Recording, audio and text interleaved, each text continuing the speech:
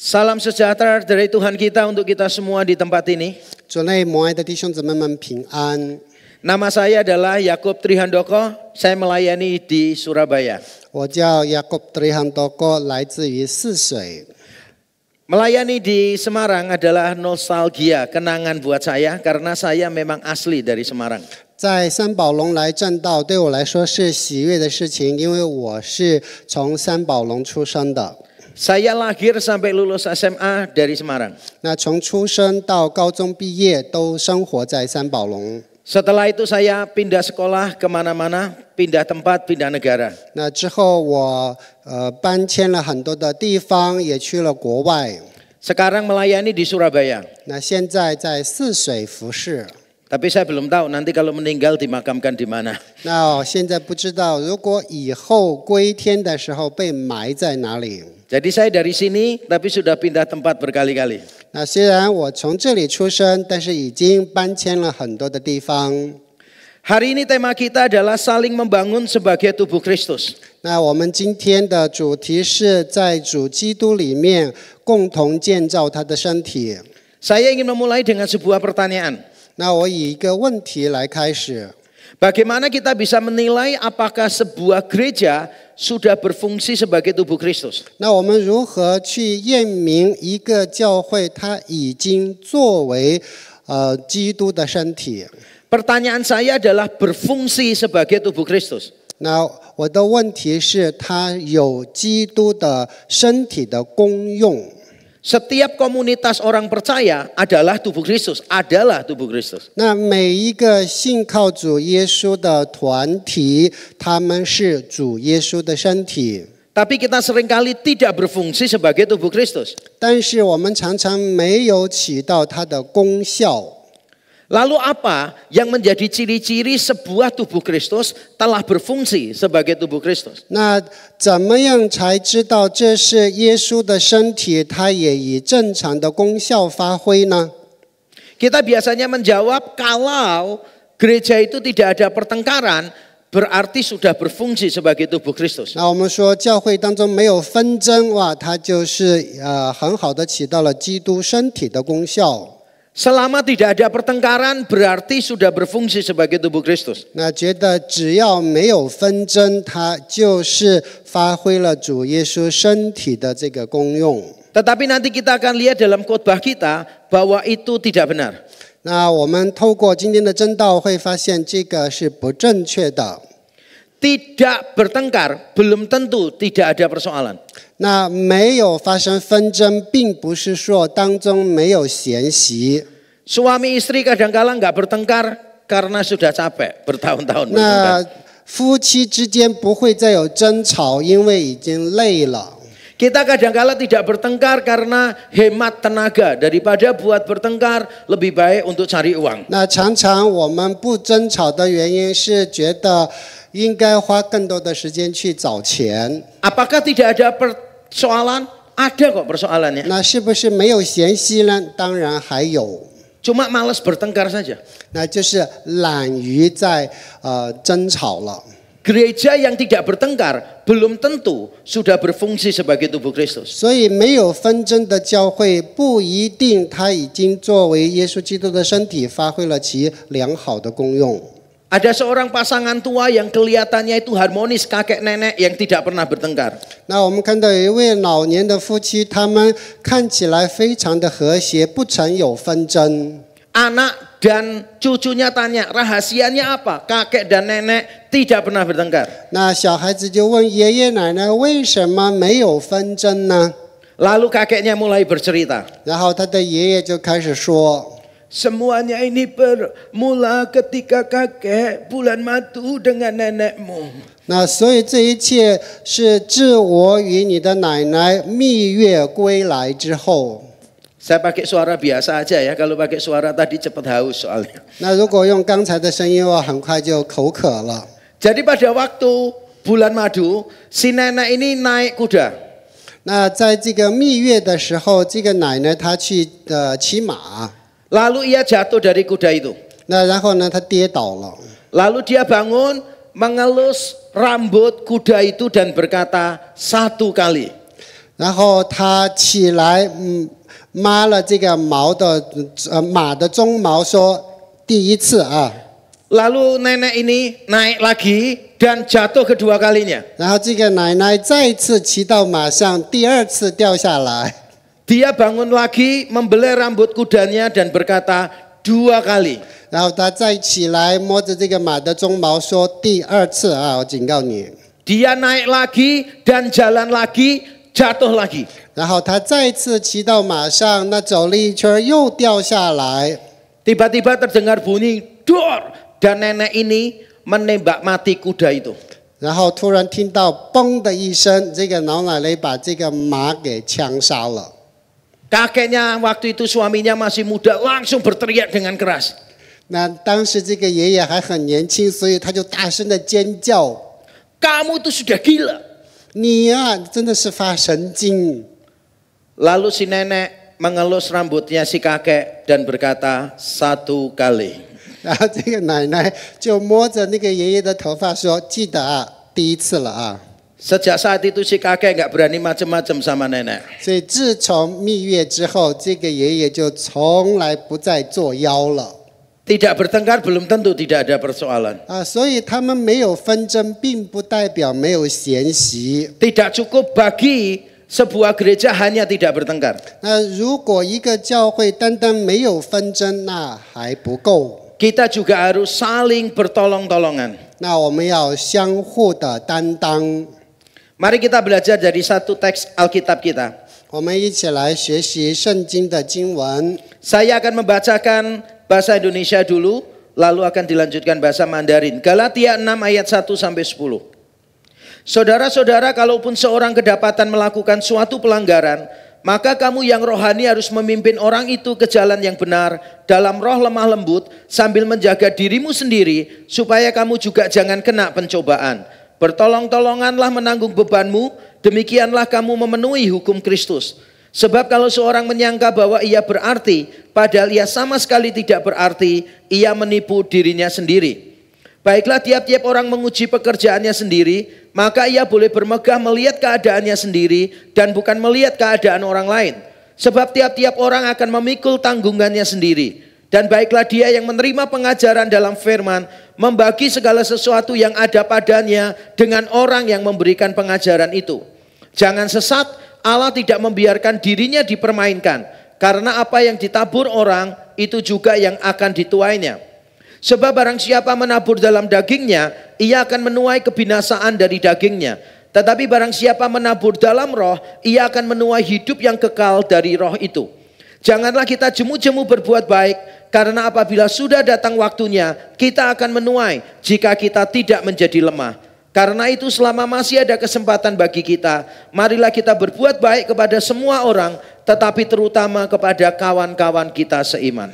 加拉太书的第6章1到10节，弟兄们，若有人偶然被过犯所胜，你们属灵的人就当用温柔的心把他挽回过来，又当自己小心，恐怕也被引诱。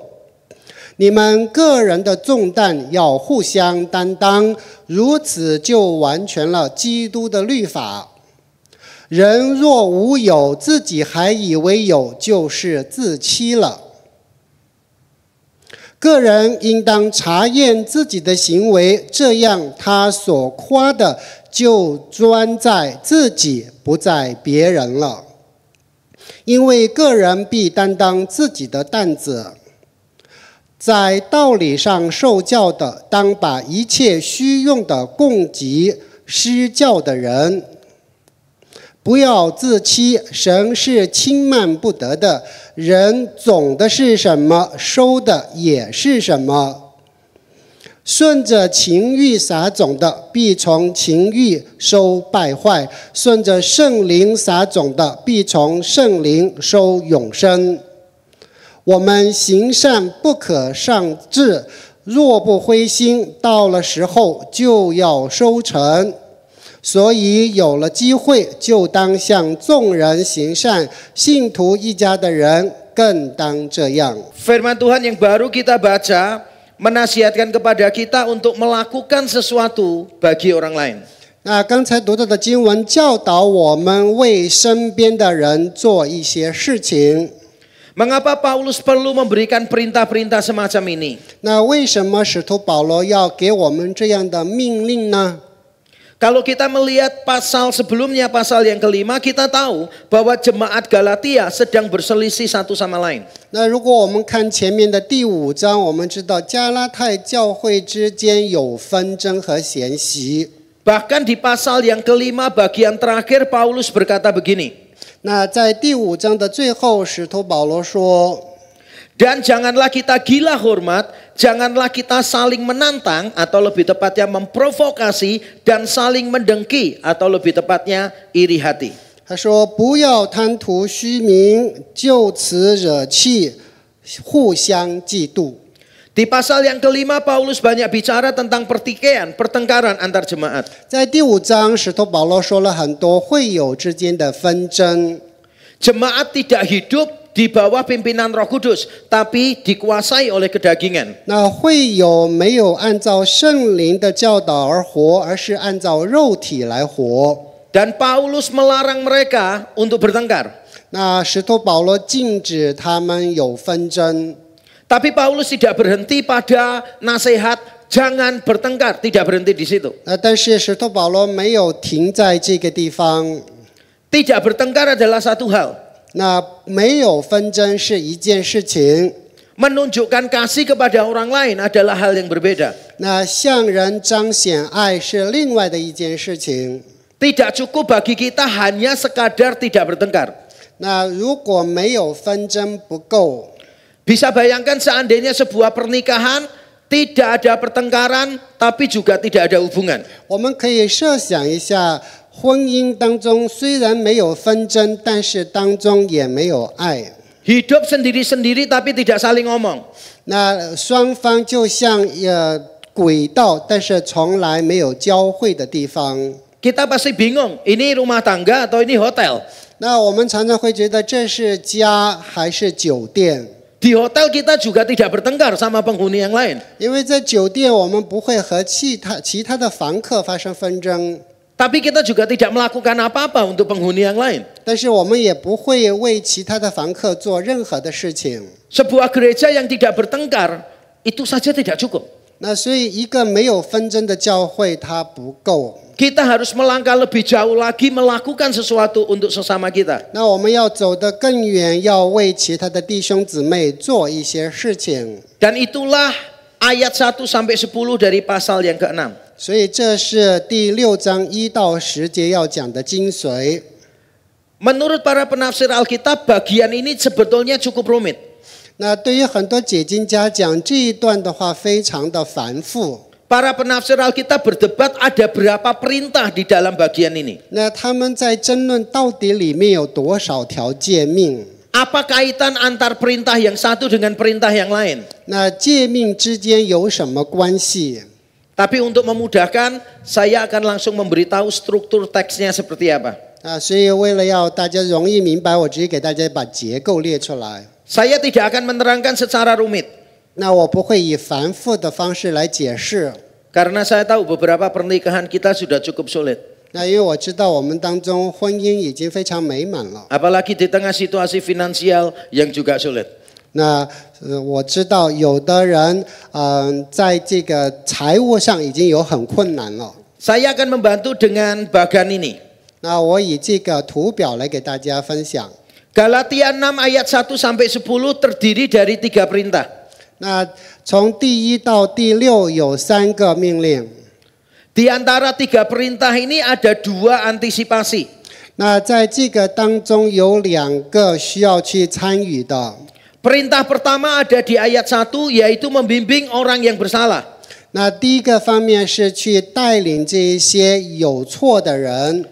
Perintah yang kedua ada di ayat yang kedua yaitu menanggung beban orang lain. 那第二个方面是要相互的担当。 Lalu setelah perintah 1, 2, Paulus mengantisipasi sebuah godaan. 那在这个第1和第2个命令之后呢，有一个使徒保罗告诫怎么样去面对试探的。 Kalau kita melakukan perintah 1 dan 2, kita bisa tergoda untuk jadi sombong. 那如果我们做了第一和第二的话，有可能我们就会自傲。 Maka Paulus mengantisipasi itu di ayat 3 sampai 5.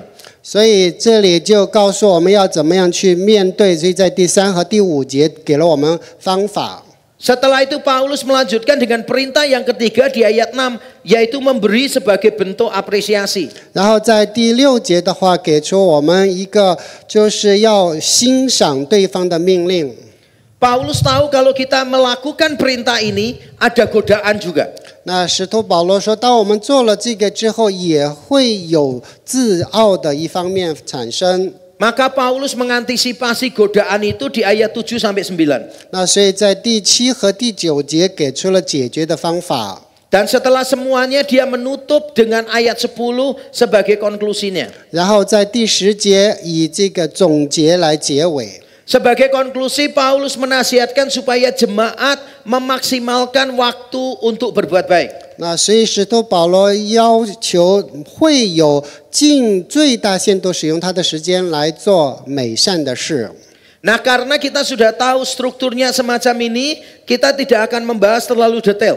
所以我们已经知道这个结构，我们不会详细的去讲解。 Yang penting kita langsung ingat ada 3 perintah. 那我们记着有3个命令就好了。 Jadi nanti kalau pulang ditanya khotbahnya tentang apa, sebutkan 3 perintahnya saja. 回家了问你今天的正道是什么，讲到这里有3个命令好了。 Dan mari sekarang kita lihat masing-masing perintah. 那我们接下来看每一个命令。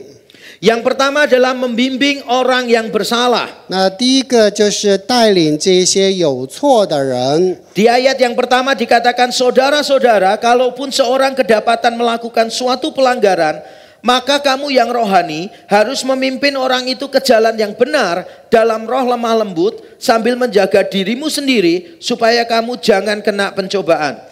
在这里，弟兄们，若有人偶然被过犯所胜，你们属灵的人就当用温柔的心把他挽回过来，又当自己小心，恐怕也被引诱。 Di sini ada seorang yang kedapatan melakukan pelanggaran. 那在这里就是说，如果有人他犯了错， Orang ini kemungkinan sudah melakukannya lama, tapi baru ketahuan sekarang. 那可能他已经很久时间在犯错，但是刚刚才被知晓。 Ini bukan kesalahan pertama. 那不是首次犯罪， Dia ketahuan sekarang. 那是现在才知道他犯罪。 Kita biasanya mudah memaafkan kalau itu kesalahan pertama. 那通常如果是第一次犯罪的话，我们很容易去原谅他们。 Tapi kalau dia melakukan terus-menerus dan menyembunyikan dari kita, kita biasanya sukar untuk mengampuni orang itu. 那如果他一直在犯罪，然后隐藏他的罪，我们很难去赦免饶恕这样的人。 Tetapi Paulus bukan cuma menasihati kita untuk mengampuni orang itu. 那使徒保罗不仅仅要我们饶恕这样的人， Tetapi untuk membawa orang itu ke jalan yang benar. 那要把这个人引回正路。 Mengampuni itu lebih mudah. 那饶恕他会更容易。 Setelah mengampuni, kita pergi meninggalkan orang itu, beres semuanya. 那如果我们饶恕这个人，然后我们就离他远去，感觉好像问题解决了。 Tapi Paulus mendorong kita untuk membimbing orang itu ke jalan yang benar.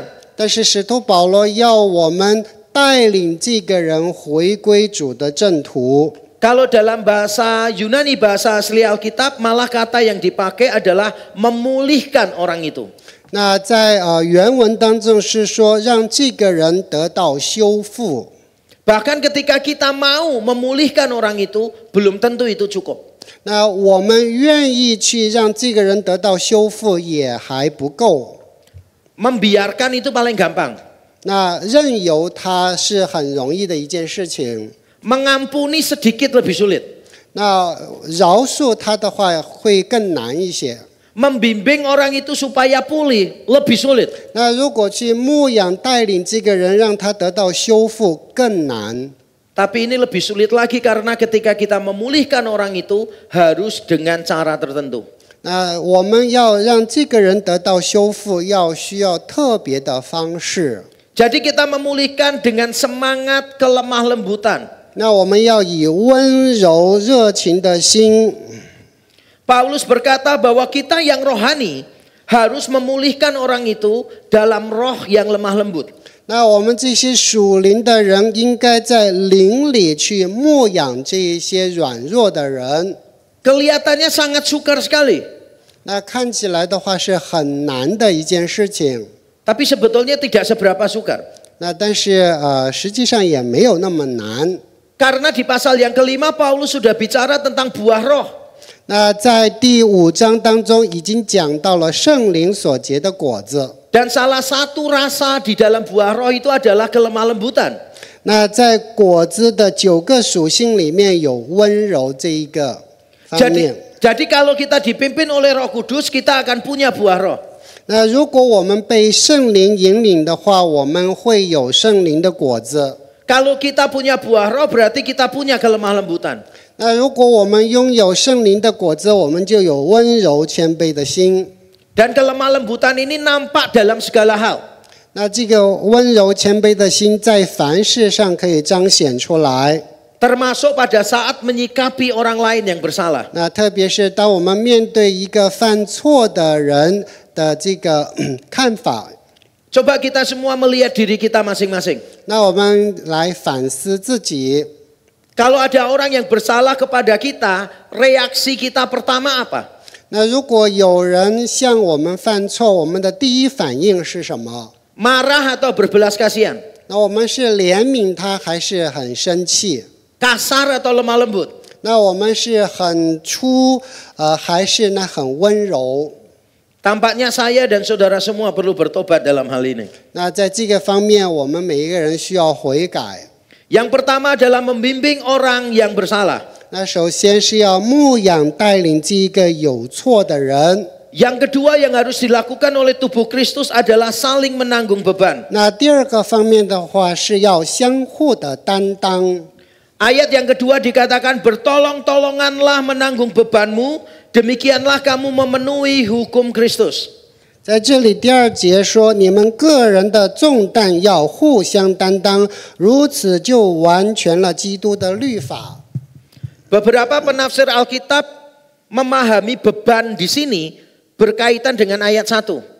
那在这里有很多解经家说，这个重担和第1节讲的有关联， Yaitu beban untuk membimbing orang yang bersalah. 那就是带领这一个有错的人。 Paling gampang itu orang yang bersalah ditinggalkan, bukan dipulihkan. 那最简单的方式就是离弃这个犯错的人，而不是去带领他。 Ketika kita berusaha membantu memulihkan, maka itu menjadi beban bagi kita. 当我们要去修复这个犯错的人，就会成为我们的重担。 Apalagi orang yang salah biasanya lebih marah daripada korbannya. 那通常犯错的人比受伤的人更加的厉害。 Ada orang yang suatu ketika marah dengan pengendara motor. 那有人他自己在骑摩托车的时候， Pengemudi motor ini, pengendara motornya ini seorang caci-caci begitu, motornya metik gitu. 那他骑的是这个自动挡的这个摩托， Dia kasih tanda ke kanan, mau belok kanan, lampu kanannya nyala. 他给的是右转向灯， Ternyata dia beloknya kiri. 但是呢他转左。 Mobil yang di belakangnya dia marah-marah. 那在他后面的汽车就很生气， Karena dia pikir dia mau belok kiri, ternyata dia beloknya, dipikir beloknya mau kanan. Lampunya kanan, ternyata beloknya kiri. Tahu gitu kan bisa lurus langsung. 那看到他打向右的转向灯，那以为他要转右，结果他转左。那早知道这样的话，他就直行了。 Lalu pengendara mobil ini membuka jendela mobilnya. 那然后这个开汽车的人就打开他的车窗， Lalu mulailah dia marah-marah kepada caci-caci tadi itu. 然后他就向骑摩托车这个人生气。 Si kalau mau belok kiri, tandanya jangan kanan. Orang bingung. 如果你要转左，不要打右转向灯，然后后面的人很糊涂。 Dengan santai caci itu menjawab begini. 那这个骑摩托车的人很轻松的回答。 Aku tahu mau belok mana. Aku tidak butuh tanda. 那因为我知道我要去哪里，所以我不需要有这个符号。 Tanda itu bukan buat aku tapi buat kamu yang di belakang. 那个转向灯不是给我的，是给你在我后面的。 Jadi kalau tak kasih lampu kanan, maksudku kamu ke kanan, jangan ikut aku mau ke kiri. 那我给你打右转向灯的意思就是说，你往右走，你不要跟着我走。 Sering melihat hal-hal semacam itu enggak? 那我们常常看到这样的事情，不是吗？ Yang salah malah yang paling marah. 那这个做错的人，他反而更生气。 Jadi kalau kita membimbing orang yang salah, memulihkan orang yang salah, itu beban bagi kita. 那所以我们牧养带领这个犯错的人成为我们的重担。 Tapi saya yakin yang dimaksud Paulus bukan cuma beban itu. 那我相信使徒保罗在这里说的不仅仅是这个负担。 Kata beban di ayat 2 bukan hanya menjelaskan ayat 1. 那第二节这里的重担不单单是解释第一节里面的。 Kalau kita melihat di dalam bahasa asli Alkitab, maka nasihatnya adalah kalian saling menanggung beban. 那如果我们看在原文当中，它是说个人要相互担当重担。 Masing-masing menanggung beban orang lain. 那就是你担当我的重担，我担当他人的重担。 Kalau di ayat 1 yang menanggung beban cuma satu pihak, yaitu orang-orang yang rohani tadi. 那如果这个人错了，那另外一个人来担当的话，这个人是牧者。 Dan beban di sini dalam bahasa Yunani bentuknya jamak, banyak beban. 那在这里的重担是复数的，有很多的重担。 Jadi yang dimaksud di sini bukan cuma satu beban, tapi beban apapun. 在这里说的不是一个重担，而是任何的重担。 Mungkin itu adalah pergumulan finansial seseorang. 那或者是一个人的财务的这个挣扎。 Itu mungkin persoalan keluarga yang dialami oleh tubuh Kristus yang lain. 那或者是基督里身体在家庭当中所经历的问题。 Kita berusaha untuk mempedulikan satu sama lain. 那我们需要相互的关顾。 Di dalam gereja kita berusaha untuk mengetahui persoalan orang dan mendoakan. 那我们在教会当中知道对方的情况，我们为他代祷。 Kalau cuma kepengen tahu persoalan orang, tidak perlu dikasih nasihat. Orang Indonesia sudah paling pinter cari tahu persoalan orang. 那如果只是想知道别人的事情，对于我们在印尼的人说不用教，大家已经很聪明去找知道别人的事情。 Yang diperlukan itu adalah setelah tahu kita menanggung bebannya 那 orang itu. 需要的是我们知道对方的事情之后，我们去担当他的这个重担。 Tapi kita tahu kalau kita membimbing orang lain dan kalau kita menanggung beban orang lain, ada bahaya, ada godaan bagi kita. 那我们知道，帮助一个人，当我们在帮助他担当他的负担的时候，在当中是有危机和困境的。 Godaannya adalah ini. 那这个引诱就是接下来讲的。 Kita merasa begitu penting dan merasa lebih baik dari orang lain. 我们觉得自己是如此的重要，我们比那个人好很多。 Itu yang diantisipasi oleh Paulus di ayat 3 sampai 5. 所以在这里，使徒保罗就要解决这一个问题。 Paulus mengatakan melarang kita menyangka kita ini lebih tinggi daripada diri kita. 所以在这里，使徒保罗就说，不要觉得自己比他人更好。 Kita seringkali ketika membimbing orang lain yang bersalah, kita merasa diri lebih benar, lebih baik daripada orang itu. 当我们在带领有错的人的时候，我们常常觉得我们自己比他好很多。 Berapa kali kalau kita bertengkar, kita selalu merasa lebih baik daripada orang lain. 我们在跟别人发生纷争之后，我们总是觉得自己是最好的那一个。 Saya masih ingat ketika memberikan konseling kepada suami istri yang bertengkar. 那我还记得，当我在给一对夫妻做婚姻辅导的时候， Suaminya dengan marah, dengan suara keras berkata begini.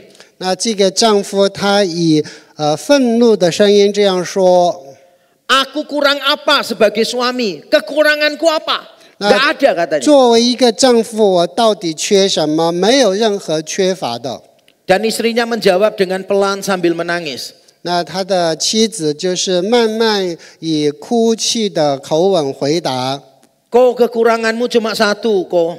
那你缺乏的就只有一个 Kamu kurang tahu kalau kamu punya banyak kekurangan. 你不知道你有很多的缺乏 Kita biasanya merasa diri lebih baik dari orang lain. 那我们常常觉得自己比他人更好 Ketika kita menanggung beban orang lain, kita seringkali merasa diri begitu penting. 那当我们在担当别人的负担的时候，我们觉得自己好过于他人。 Kita merasa bahwa kita itu pusat alam semesta. 那我们觉得我们是自然界的中心， Kita itu senang kalau merasa dibutuhkan orang.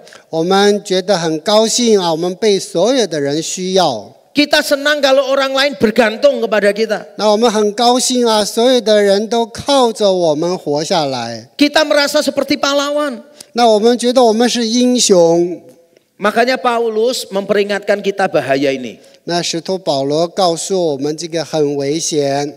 Kita memang harus membimbing orang yang bersalah. 我们的确要去牧养带领有错的人， Kita memang harus menanggung beban orang lain. 我们的确要担当他人的过犯， Tapi jangan merasa diri lebih benar dan merasa diri terlalu penting. 但是千万不要觉得自己更好，也不要觉得自己很重要。 Yang penting itu Tuhan bekerja melalui kita. 那最重要的是上帝透过我们来做工， Bukan kita yang penting. 那不是我们重要。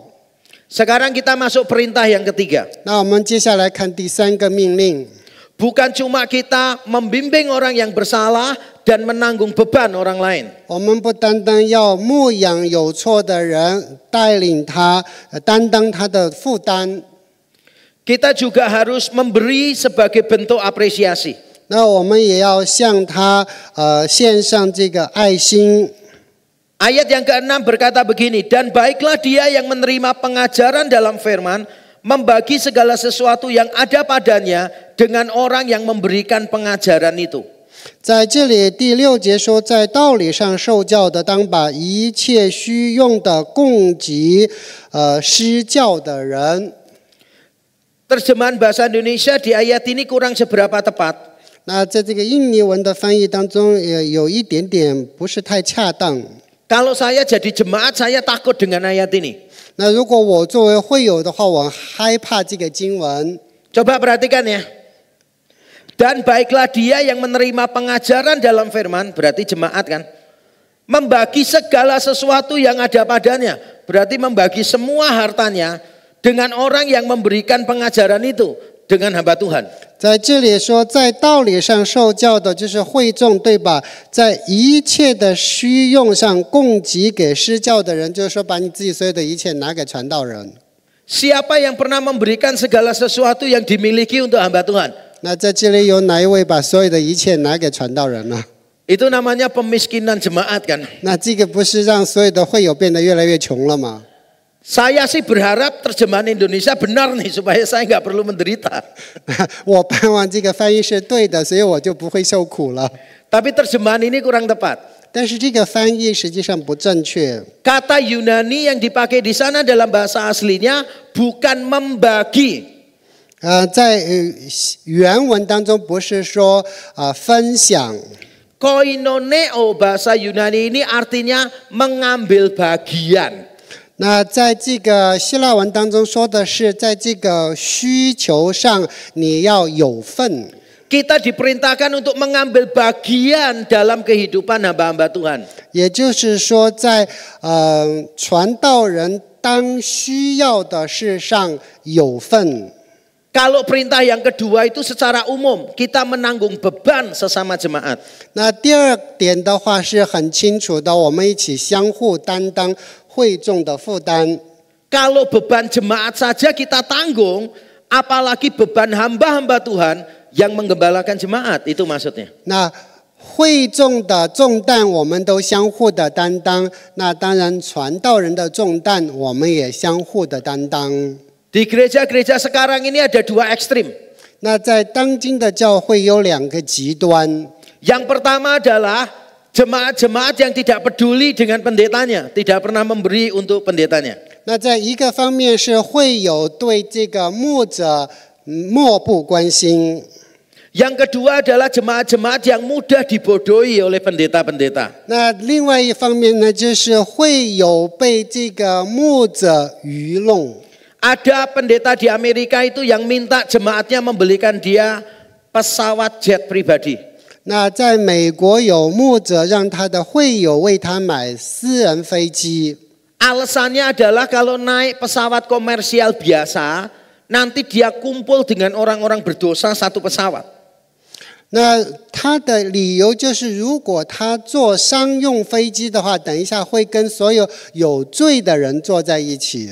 Dan dia berkata kalau kumpul sama manusia berdosa, nanti urapannya dia bisa kesedot ke semua orang berdosa itu. 那他的理由是，如果跟有罪的人坐在一起的话，那他的这个前程会被这些罪人吸收走了。 Maka dia minta dibelikan jet pribadi. 然后他就要求会众给他买私人飞机， Dan jemaatnya kumpulkan uang beli jet pribadi buat dia. 然后他的会友还真的就凑钱给他买了飞机。 Itu pembodohan jemaat. 那这个是在愚弄会友。 Kalau pendetanya nggak mau kumpul sama manusia-manusia di pesawat, dia seharusnya naik pesawat barang, pesawat kargo, supaya nggak ketemu manusia di sana. 如果这个牧者他不愿意和有罪的人在一起同乘班机的话，他应该坐货机。 Jangan sampai kita dibodohi oleh pendeta-pendeta, siapapun itu. 所以我们不要被所谓的牧者愚弄，无论他是谁。 Tapi kita juga jangan sampai tidak peduli dengan pendeta-pendeta. 但是我们也不要就是对牧者是漠不关心。 Kita harus membagi apa yang kita miliki dengan mereka, mengambil bagian dalam kehidupan mereka. 那我们应该在他们当需要的方面有份。 Dan Paulus tahu ada godaan melakukan ini.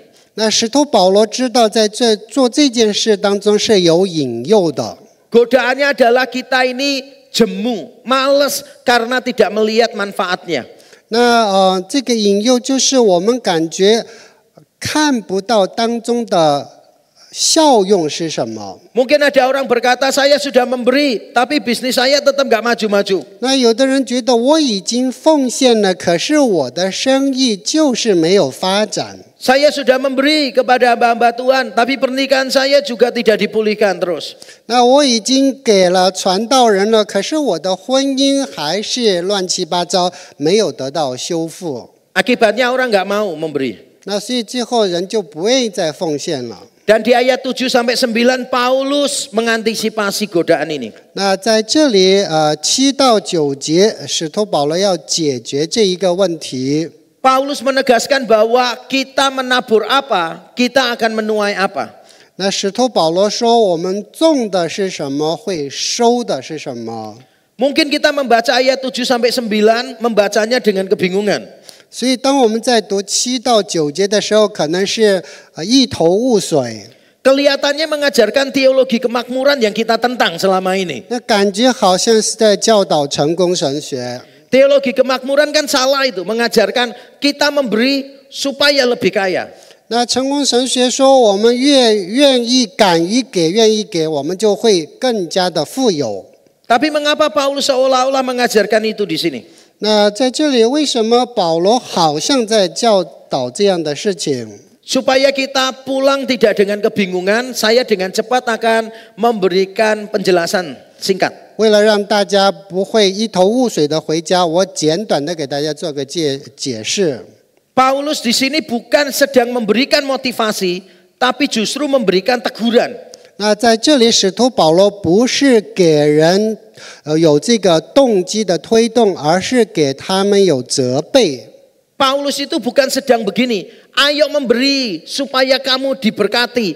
Bukan itu poinnya Paulus. 在这里，使徒保罗不是说你们要殷勤奉献啊，赶快奉献，这个不是保罗的意思。 Paulus itu menegur jemaat Galatia karena mereka tidak mau memberi. 因为使徒保罗责备加拉太的会友，因为他们不愿意奉献。 Jadi ini teguran bukan motivasi. 所以这个是责备啊，不是推动他们。Dan Paulus di sini bukan bicara tentang berkat Tuhan, kebaikan Tuhan, tapi dia bicara tentang keadilan Tuhan. 那在这里，使徒保罗也没有说，你应该要得到什么，而是在这里说，上帝的公义。Paulus tidak hanya bicara tentang panen yang positif, tapi juga panen yang negatif, yaitu kebinasaan. 所以在这里，使徒保罗说了，你有在死亡上得丰收的，也有在属灵的上面得丰收的。Dia berkata begini, apa yang ditabur orang itu juga yang akan dituainya. 那也就是说，你种了什么因，就会有什么果。 Ini tentang keadilan. 那这个是公义。 Kita melakukan apa, kita dapat apa. 那我们做了什么事儿，我们得到相同的回应。 Kalau menabur kedagingan yang menuai daging, kalau menabur dalam roh, ya menuai roh. 那所以按照肉体去撒种，就是得到肉体的事；按照属灵的撒种，就是得到属灵的事。 Paulus juga tidak mengajarkan bahwa kita dapat hidup kekal karena berbuat baik. 那在这里，使徒保罗没有说我们行好事可以得到救恩。 Kehidupan kekal itu pemberian dari Tuhan, kasih karunia, bukan upah. 救恩是上帝给予我们的，是免费给予的，不是靠着我们的善行获取的。 Yang dimaksud oleh Paulus di ayat 8, barang siapa menabur dalam roh, ia akan menuai hidup yang kekal dari roh itu. Yang dimaksud ini adalah orang-orang yang jadi milik Kristus di pasal yang kelima. 那在这里，使徒保罗说，按圣灵行事的人，是说他成为被耶稣所拥有的。 Kita semua ini milik Kristus, pasal 5 ayat 24. 那我们每一个人都被基督拥有。 Kalau kita milik Kristus, kita hidup dipimpin oleh roh. 那我们活在基督里面，我们被圣灵引领。 Kalau kita dipimpin oleh roh, kita menabur di dalam roh. 那我们被圣灵引领，我们就会在圣灵里撒种。 Menabur kebaikan dan kelemah lembutan. 那我们以圣灵的引领来播种所有的良善。 Ketika kita menuai, itu karena kita milik Kristus. 那我们收获，因为我们是被基督所拥有。 Jadi sekali lagi ini bukan tentang berbuat baik supaya dapat hidup kekal, bukan tentang itu. 所以在这里不是说你行善可以得救恩， Ini tentang orang yang sudah dapat hidup kekal lalu berbuat baik. 在这里讲到的是已经得救恩的人，他行出来的善行。 Penjelasan terakhir supaya kita tidak salah adalah 那最后的 kapan 解释， kita menuai ini. 那我们什么时候收获呢？ Paulus tidak memberitahu kapan kita menuai. 那使徒保罗没有说什么时候收获。 Bisa di dunia ini, bisa di dunia yang akan datang, kekekalan. 那有可能在现今的世界，也有可能是在将来的世界。 Ayat 8 kelihatannya kekekalan tuh, karena bisa menuai kebinasaan atau menuai hidup kekal. Berarti kekekalan. 在第8节看起来，因为他说有死亡，然后也有永生，那所以应该是在讲将来的永生。 Tapi ayat 9 kelihatannya berbicara tentang sesuatu yang di dunia ini. 但是第9节看起来又在说在世上的事情。 Apabila sudah tiba waktunya. 那是不是时间到了？ Dengan kata lain begini, jemaat Tuhan sekalian. 那主内蒙爱的弟兄姊妹，换一句话说， Tuhan yang adil pasti akan memberi sesuatu kepada kita. 那公义的上帝一定会给我们一样东西， Tetapi kita tidak tahu akan diberi sekarang atau nanti. 但是我们不知道是现在给我们还是将来给我们。 Tuhan yang baik pasti memberi sesuatu kepada kita. 那美善的上帝一定会给我们， Tapi kita jangan berbuat baik gara-gara ingin mendapatkan itu. 但是我们千万不要行善，是为了要得到上帝要给我们的。 Setelah menjelaskan 3 perintah tadi, Paulus menutup dengan ayat 10. 那在解释了前面的3个命令之后，使徒保罗在第10节做了结尾。 Karena itu selama masih ada kesempatan bagi kita, marilah kita berbuat baik kepada semua orang, tetapi terutama kepada kawan-kawan kita seiman. 在这里说，所以有了机会，就当向众人行善，向信徒一家的人更当这样。 Kita semua punya waktu yang sama. 那我们每一个人拥有相同的时间， Kita punya 24 jam dalam sehari. 我们一天有24个小时， Tapi tidak setiap kita punya kesempatan yang sama. 但是我们不是每一个人有相同的机会。 Ada beberapa orang dapat kesempatan berjumpa dengan banyak orang. 那有人他有机会可以见到很多的人， Ada beberapa yang berjumpa dengan beberapa orang saja. 那有的人就只是跟几个人见面罢了。 Tapi setiap kesempatan adalah berharga. 但是每一个见面的机会都是有价值的， Jangan lewatkan setiap kesempatan untuk membantu orang lain. 所以我们不要错过每一个可以帮助他人的机会。 Begitu ada kesempatan, langsung gunakan. 当有机会来临的时候，我们立即行动起来。 Saya akan tutup khotbah saya dengan kalimat ini. 那我会以这个句子来结束今天的正道。 Tidak ada kebaikan yang terlalu mahal bagi sesama tubuh Kristus karena kesatuan tubuh Kristus diperoleh dengan harga yang begitu mahal oleh Kristus. 没有任何贵重的东西我们可以给别人，因为在基督里面，我们已经得到了最为珍贵的东西。 Apapun yang kita lakukan kepada sesama orang percaya tidak akan melebihi apa yang Kristus sudah lakukan bagi kita. 我们对其他信徒所做的任何一件事情，相较于基督为我们做的，连零头都算不上。 Membimbing orang yang bersalah seharusnya gampang. 那去带领有错的人，实际上很容易， Karena Kristus membenarkan kita, mengorbankan dirinya untuk kita orang yang berdosa. 因为基督已经使我们称义，让我们有能力去帮助他人。 Menanggung beban orang lain seharusnya tidak sukar. 那担当他人的重担，按理说不是很难的事情， Kristus sudah menanggung beban kita yang terbesar, yaitu dosa-dosa kita. 因为基督已经担当了我们最大的这个重担，就是我们所有的罪与过犯。 Memberi kepada rohaniwan sebagai bentuk apresiasi seharusnya gampang. 那奉献给传道牧者，按理说不是很难的事情， Para rohaniwan memang layak mendapatkan apresiasi. 因为他们应当得到服侍的份。